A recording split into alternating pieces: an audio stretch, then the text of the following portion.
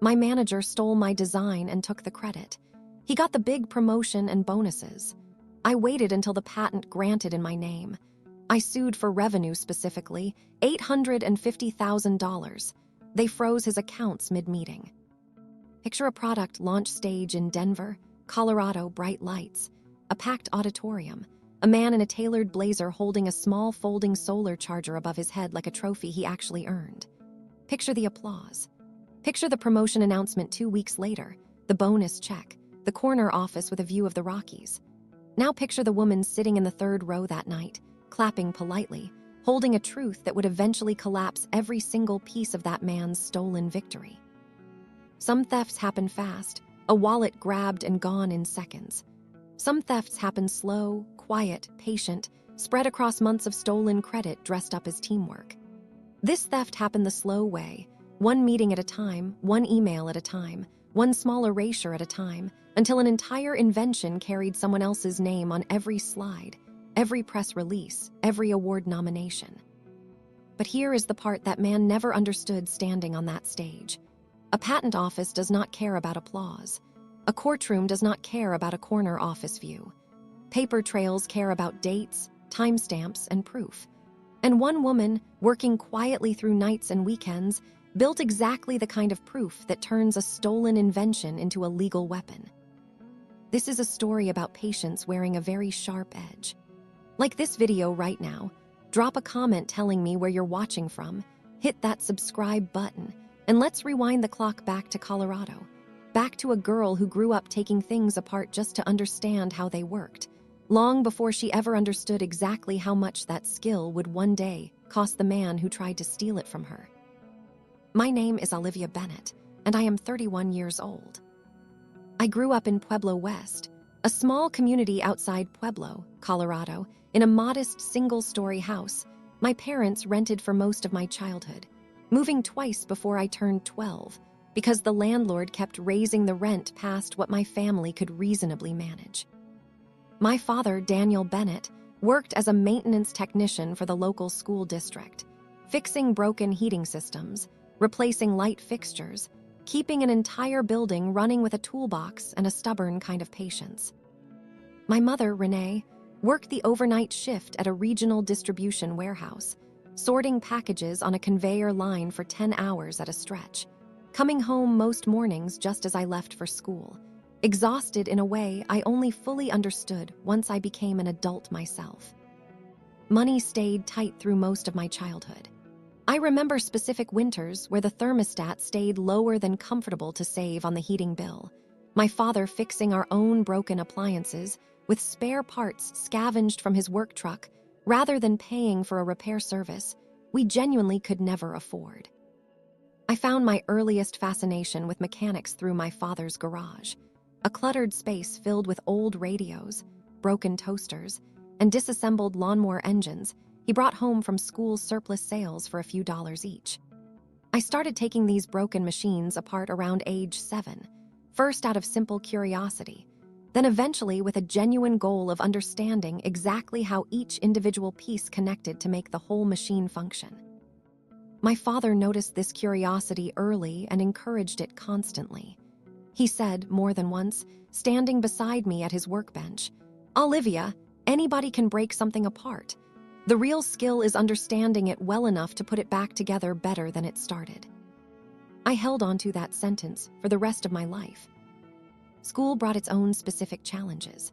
I struggled socially throughout elementary and middle school, more comfortable with a screwdriver than a group conversation, often teased for the second-hand clothes I wore or the fact that I brought broken electronics to show and tell instead of toys. My 4th grade teacher, a woman named Mrs. Alvarado, noticed my specific talent during a classroom science fair, where I built a working model wind turbine using parts salvaged from an old desk fan. She pulled me aside afterward and told me something that genuinely shaped my entire future path. She said, "Olivia, most people see a broken thing and see garbage. You see a broken thing and see a puzzle. That's a rare gift. Protect it." I carried that encouragement through a difficult adolescence, eventually earning a spot in a specialized STEM magnet program during high school. A 2-hour bus ride each way from Pueblo West that I made willingly every single day, because the program offered access to engineering coursework and workshop equipment my regular neighborhood school genuinely lacked entirely. I graduated near the top of my class and earned a partial academic scholarship to the Colorado School of Mines, studying mechanical engineering with a specific focus on product design. College brought real financial strain despite the scholarship, requiring me to work 2 part-time jobs simultaneously, one in the campus engineering lab and one at a local hardware store, just to cover the remaining tuition and my modest living expenses. During my junior year, I developed an early prototype for a compact, foldable solar charging case, a design project that started as coursework for an advanced product design class, but that I continued refining independently across the following 2 years, driven by a genuine personal fascination rather than any specific academic requirement. I filled an entire dedicated notebook with sketches, material specifications, and hinge mechanism diagrams, dating every single entry carefully, a habit my engineering professors drilled into every student specifically for intellectual property protection purposes. I graduated with my mechanical engineering degree and landed my first full-time position at a mid-sized consumer product design firm in Denver called Vantry Design Company, a firm specializing in outdoor gear and portable technology accessories for major retail brands across the country. I started as a junior product designer, working under a senior design manager named Craig Dunmore, a man in his early 40s who had worked at Vantry for nearly 12 years and who managed the firm's small portable electronics design team. Craig struck me initially as personable and reasonably supportive, offering encouragement during my early months as I adjusted to the specific demands of commercial product design versus academic coursework. I worked diligently across my first 2 years at Vantry, contributing to several successful product lines, gradually earning genuine respect from my direct colleagues, even as Craig remained somewhat guarded about publicly acknowledging individual team member contributions during company-wide presentations. During my 3rd year at Vantry, the company announced an internal innovation competition, an annual event called the Vantry Forward Challenge, where employees submitted original product concepts for potential development and commercial launch, with the winning designer receiving a significant cash bonus along with formal recognition during the company's annual leadership summit.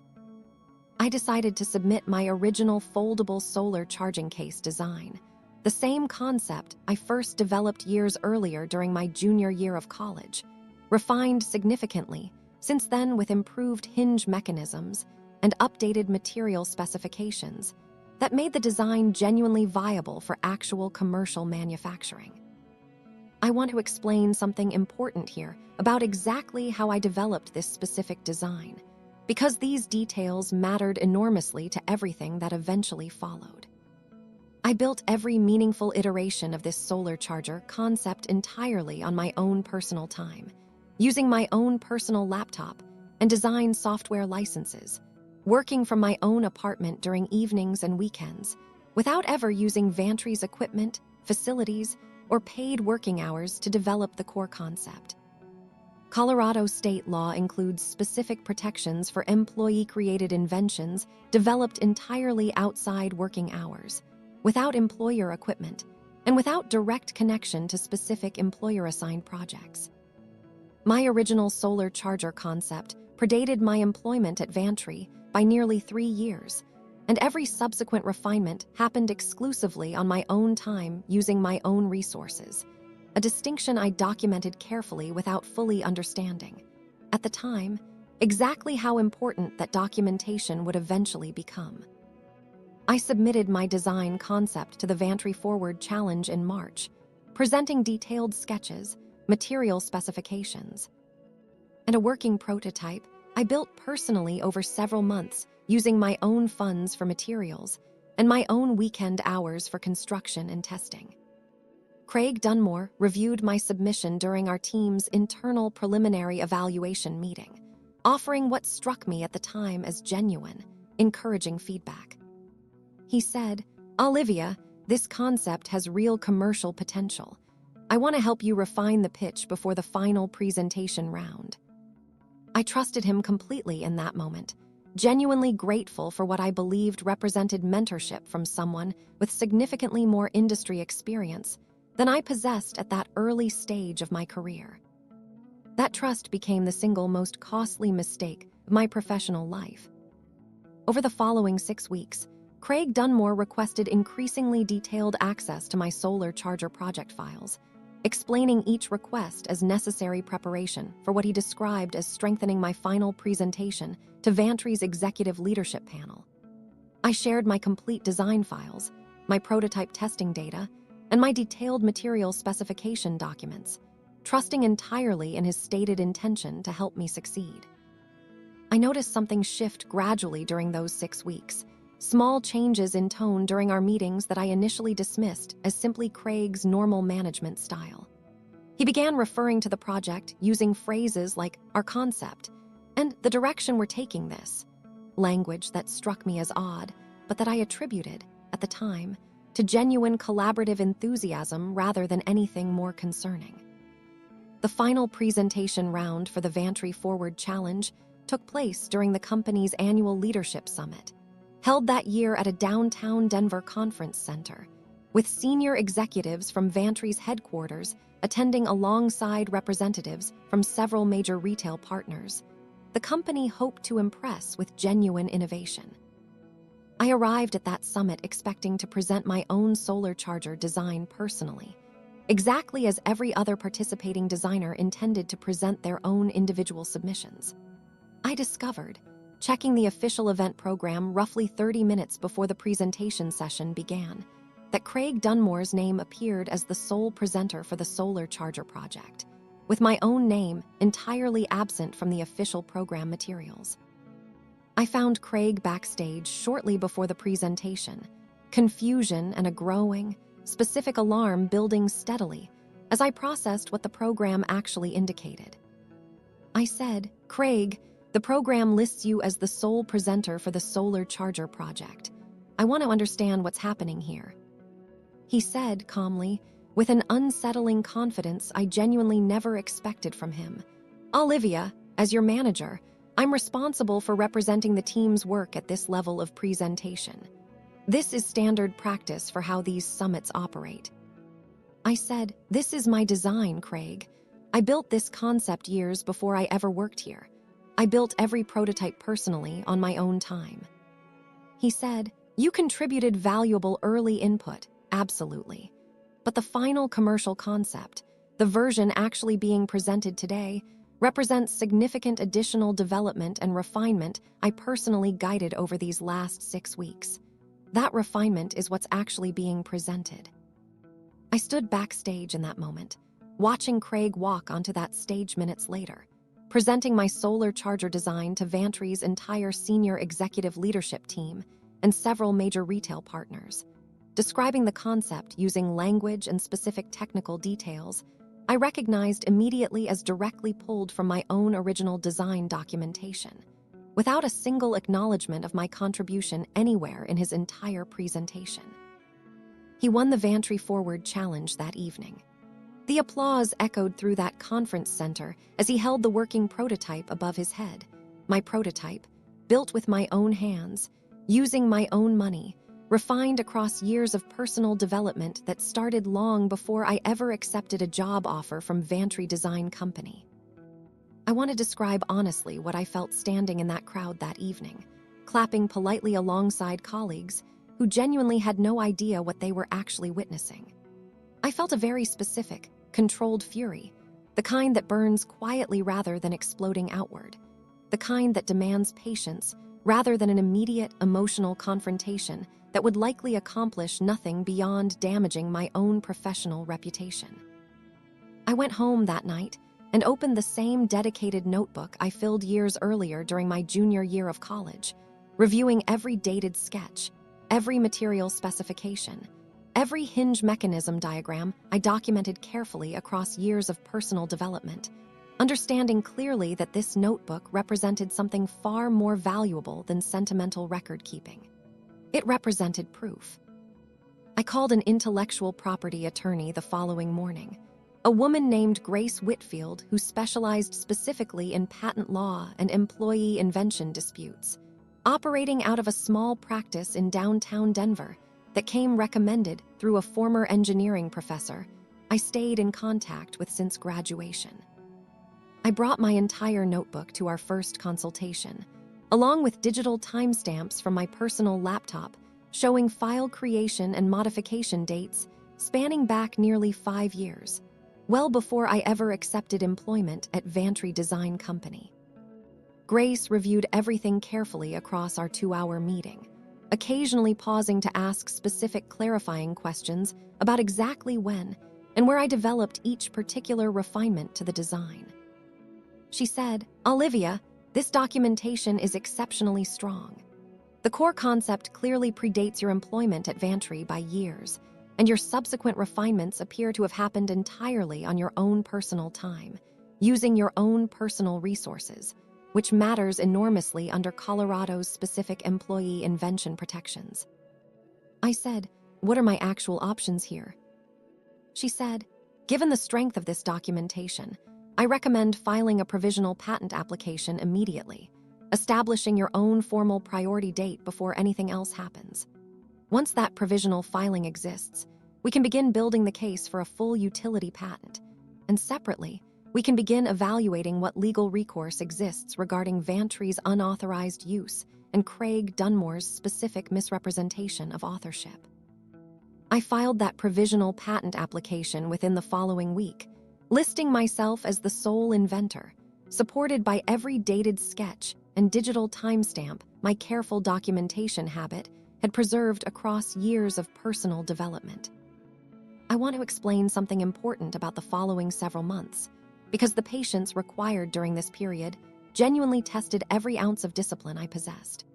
Grace advised me strongly against confronting Craig or Vantry leadership directly during this early stage, explaining that premature confrontation could potentially compromise the formal patent process and give Vantry an opportunity to construct a competing narrative before my legal position was fully secured.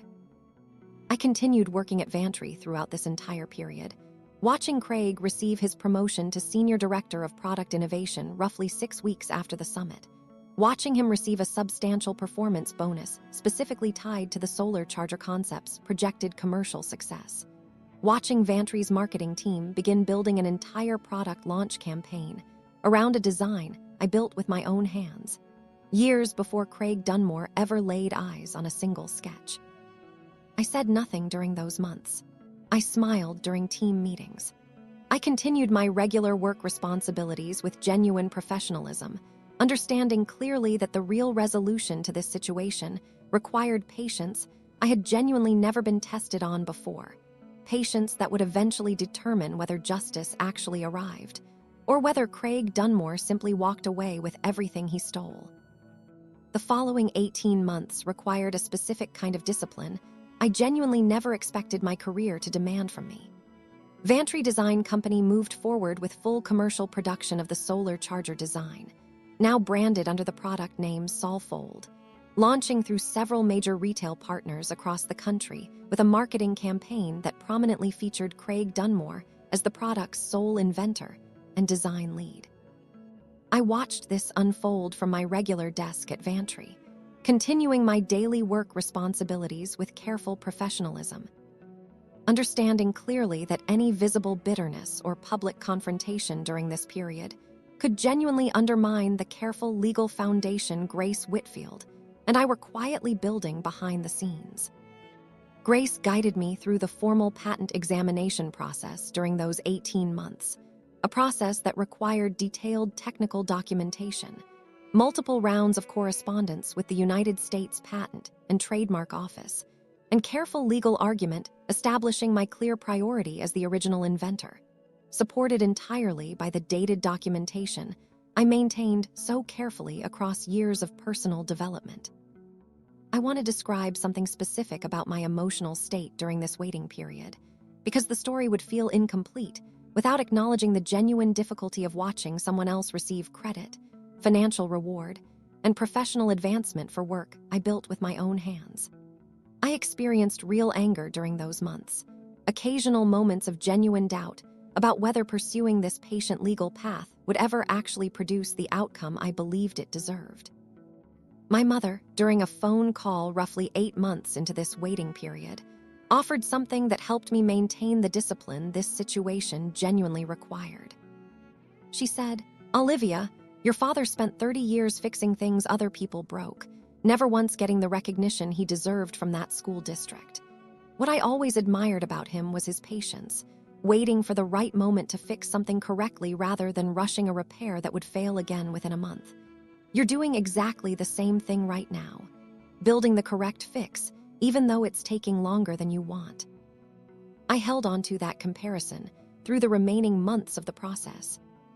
A close friend from the Colorado School of Mines, a fellow engineer named Priya Chandrasekar, reached out around this same time after hearing secondhand about the Solfold launch and Craig's public credit for the design. She had seen my original sketches years earlier during a study group session in college, long before Vantry Design Company ever existed in my professional life.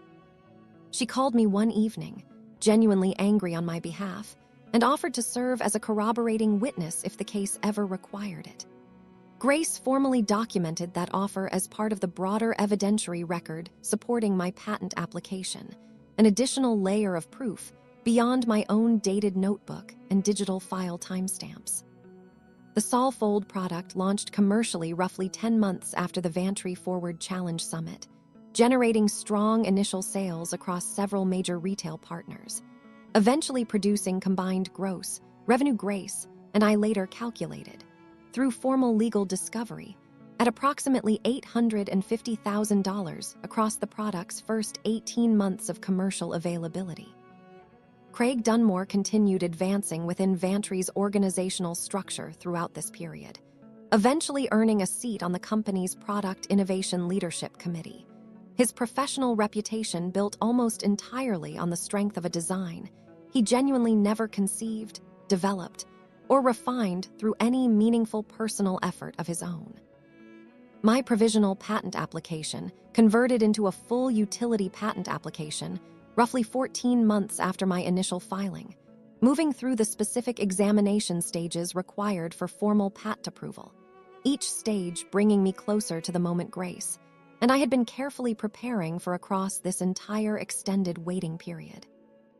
I remember the specific afternoon the notification arrived, an email from the United States Patent and Trademark Office confirming that my utility patent, covering the specific foldable hinge mechanism and integrated solar charging design at the core of Vantry's commercially successful Solfold product, had been formally granted, listing Olivia Bennett as the sole named inventor.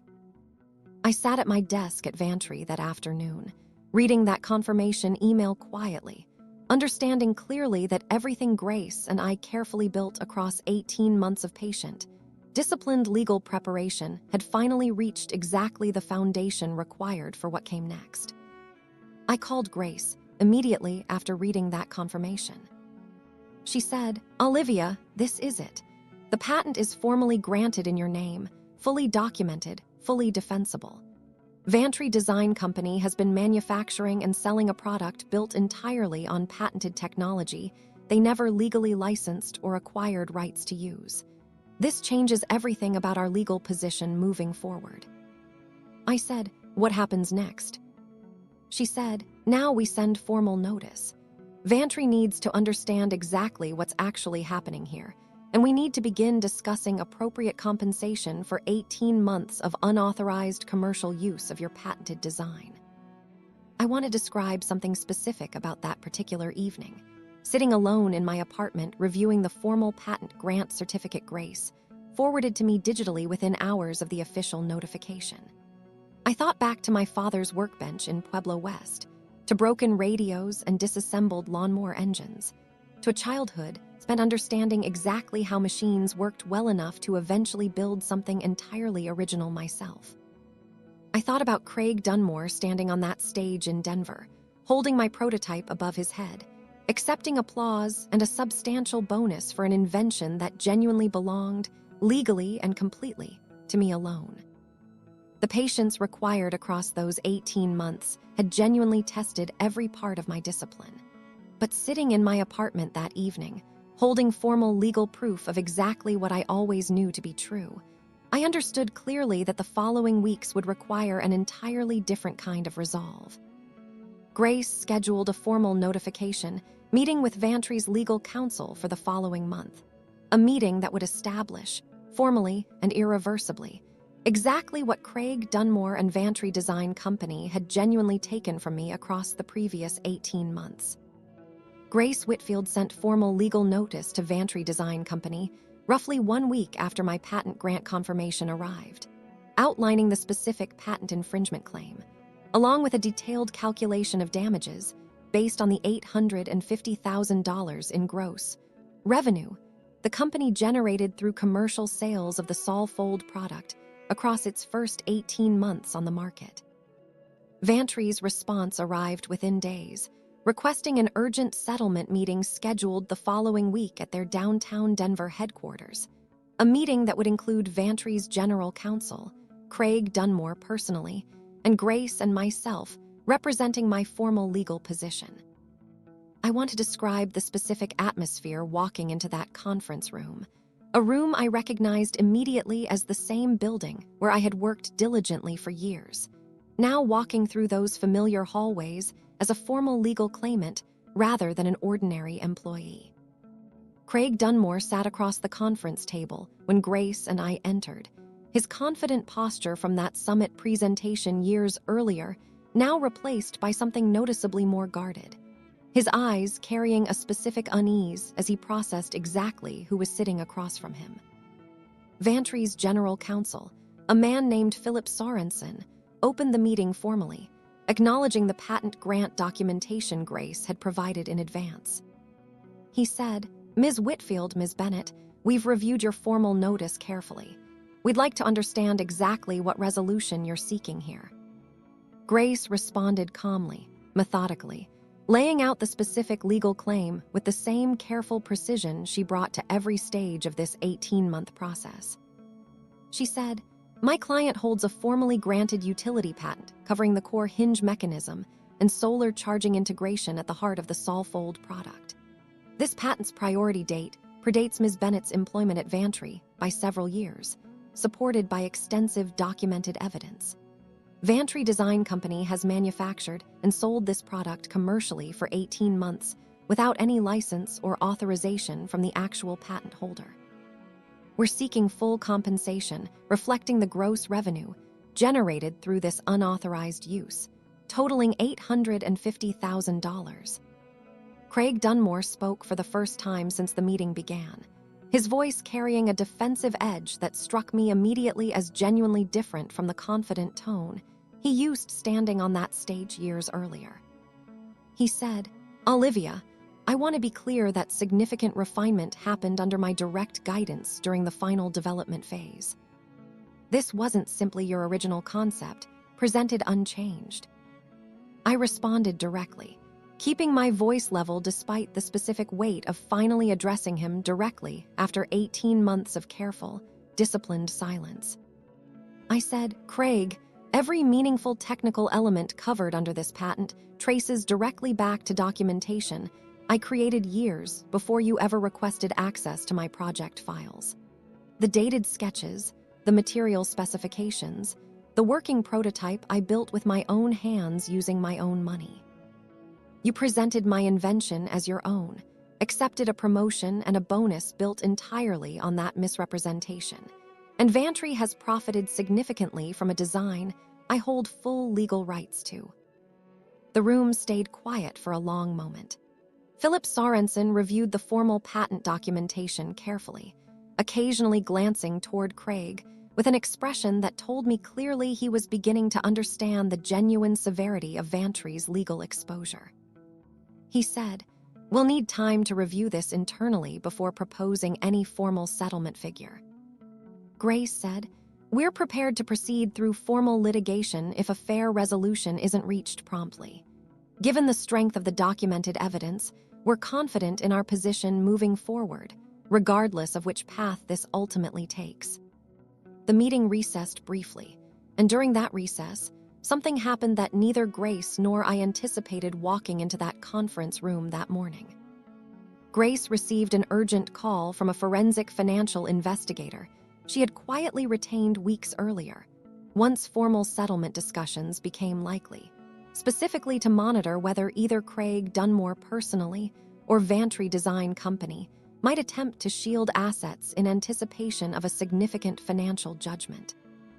The investigator confirmed that Craig Dunmore had initiated several unusual personal account transfers over the preceding 72 hours, moving substantial funds from his primary checking account into a newly opened account under a family member's name, a pattern the investigator described as consistent with an attempt to shield personal assets from potential legal judgment. Grace immediately contacted the court to request an emergency asset freeze, a specific legal mechanism designed to prevent exactly this kind of asset concealment once formal litigation appeared imminent, supported by the documented pattern of unusual transfers the investigator had already confirmed. The court granted this emergency order within hours. An unusually fast turnaround Grace later explained resulted directly from the clear, well-documented pattern of suspicious financial activity the investigator identified. We returned to that conference room following the recess, and Grace formally notified Philip Sorensen and Craig Dunmore that a court-ordered asset freeze had just been issued against Craig's personal accounts, effective immediately, based on documented evidence of attempted asset concealment in anticipation of formal legal judgment. I want to describe Craig's specific reaction in that exact moment, because it remains one of the most vivid memories of this entire 18-month process. His face lost every trace of color. His hands, resting on the conference table, visibly trembled as Grace read the formal order aloud. Philip Sorensen turned toward him with an expression carrying genuine shock, clearly understanding immediately that Craig's personal financial maneuvering had just significantly complicated Vantry's entire legal position. He said, his voice barely steady, "This is a mistake. I was simply consolidating accounts." Grace responded evenly. "The court will evaluate that claim directly. In the meantime, this freeze remains in effect, and I'd strongly recommend Vantry's leadership consider exactly how this development affects the settlement discussion we're currently having." Philip Sorensen requested a second recess almost immediately, stepping into the hallway with Craig for what I later learned became an extremely tense, extended conversation regarding exactly how Craig's personal actions had genuinely jeopardized the company's entire negotiating position. The formal settlement negotiations that followed moved considerably faster than the 18 months preceding that tense conference room meeting. Vantry Design Company's leadership, faced with clear documented evidence of patent infringement, alongside the genuinely damaging revelation of Craig Dunmore's attempted asset concealment, agreed to a formal settlement within 3 weeks, paying the full $850,000 in compensation Grace, and I originally calculated, along with formally licensing the patented design directly from me for any continued commercial production of the Sol Fold product moving forward. Craig Dunmore's employment at Vantry Design Company ended shortly after that settlement finalized, a termination Vantry's leadership described internally as connected directly to the specific misrepresentation of authorship during the original Vantry Forward Challenge presentation, along with the separate financial concealment issue that emerged during our settlement meeting. I want to be honest about something important here. I never pursued this 18-month process seeking Craig's professional downfall specifically. I pursued it seeking fair legal recognition for something I built entirely with my own hands, using my own resources, across years of genuine personal dedication. Craig's downfall arrived as a direct consequence of his own choices, both the original theft and the later attempt to conceal assets rather than face the consequences honestly. I used a portion of the settlement funds to formally launch my own independent product design consultancy, operating under the name Bennett Original Designs, working directly with several outdoor gear and portable technology companies across Colorado who specifically sought out my expertise once industry contacts learned the full story behind the Saul-Fold patent case. My father, when I told him the full resolution during a visit home to Pueblo West roughly 2 months after the settlement finalized, sat quietly for a long moment before responding, exactly the way he used to pause before offering advice at his workbench years earlier. He said, "Olivia, you did exactly what I always tried to teach you. You took your time, you built the correct fix, and you never once let anyone rush you into a repair that wouldn't actually hold." I think often about that specific summit evening years earlier, standing backstage watching Craig Dunmore accept applause for an invention he genuinely never earned. I think about the 18 months of quiet, disciplined patience that followed, months that tested every part of my resolve, months where the easier path would have involved a loud, immediate confrontation that likely would have accomplished nothing beyond damaging my own professional reputation. If there's one lesson I hope this story leaves with you, it's this: real ownership over your work rarely depends on who claims the loudest credit in the room. It depends on the proof you build quietly, patiently, long before you ever need to use it. Document everything. Date everything. Protect the work your own hands actually built, because the moment someone tries to take it from you, that documentation becomes the only thing that genuinely matters. Some victories arrive loudly, with applause and cameras and a stage under bright lights. My victory arrived quietly, in a conference room, through a formal legal document and a patent certificate that finally carried my own name where it always belonged. I think about my father's workbench often, about broken radios and lawnmower engines, and a lesson about patience that shaped everything I eventually became. I think about my mother's words during that difficult waiting period, comparing my discipline to my father's careful repairs, never rushing a fix that wouldn't actually hold. And I think about the specific moment Craig Dunmore's confidence finally broke, watching a truth he tried desperately to bury finally surface completely, undeniably, on the record. The lesson underneath this entire story stays simple, even though living through it never felt simple at all. Protect what you build. Document your work carefully, consistently, long before you ever imagine needing that proof. And trust that patience, real disciplined patience, eventually produces exactly the kind of resolution that a loud, immediate reaction never could. Thank you so much for staying with me through this entire story. I'd love to hear what you think in the comments below. Tell me what you believe the true moral of this story actually is. Tell me if you've ever watched someone take credit for something you genuinely built yourself. If this story reached you today, please hit that like button. Subscribe for more stories exactly like this one, and share it with someone who needs a reminder that patient, documented truth always finds its way to the surface eventually. I'll see you in the next one.